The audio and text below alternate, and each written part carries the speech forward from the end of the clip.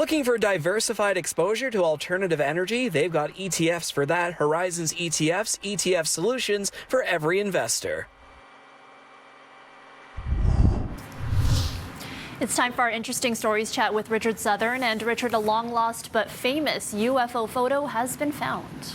This is an interesting one, Erica. I'm going to show it to you, but I want to give you the backstory on this first because it's important.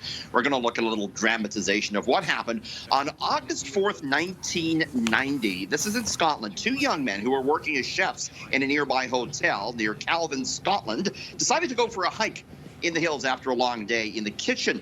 They hadn't gone far when they saw a huge, solid, diamond-shaped object they described as 100-foot long, hovering silently in the sky above them.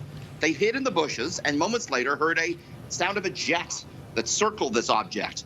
The men took out a camera they had, fired off 6 frames. At that point, the object shot away in an instant. The two men took the negatives to one of Scotland's biggest papers, the Daily Record. The paper, though, didn't print a story or the pictures. They instead passed the pictures on to the Scottish Ministry of Defence. The pics then disappeared. But last week, a reporter for the Daily Mail in London tracked down a retired 83-year-old RAF officer who had kept one of the pictures. This is it, Erica. It is a black and white photo on color paper. What it is, of course, is unknown. The 83-year-old who turned this over to the paper last week actually believes it's a man-made advanced tech.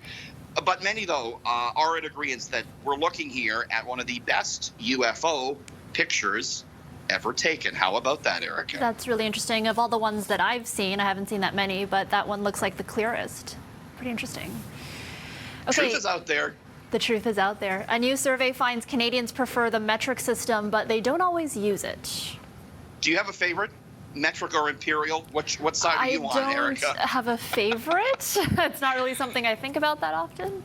Well, you know what? We don't, but we actually kind of use both. Canada went to the metric system in 1970, right? But we still kind of use both. There's a new poll out. 56% want to keep the metric system, but 80% measure a person's height in feet and inches, not in meters and centimeters like we should be doing under the metric system. 76% use pounds when calculating weight, not kilograms. 59% measure oven temperature in Fahrenheit, not Celsius. Of course, we do tend to use kilometers over miles, but kind of funny how we kind of use a hybrid there, don't we? Yeah, a bit of a hybrid. I think we all just need to get it together and pick one. Yes, we do. Okay, finally, remember McDonald's mascot, the Hamburglar? Well, he probably should have been called in to deal with the final story, Richard. I was more of a Grimace guy myself, Erica. I like the Hamburglar, I gotta say. He's good. You know, yeah, he had a bit of a bad streak in him. Mischievous, indeed.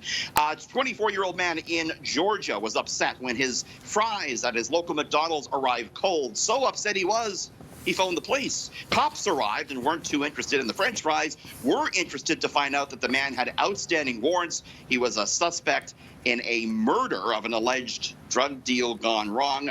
It was a Mick arrest that took place after he was tased, Erica, and off to prison. He went, we don't like cold French fries, I know, but still.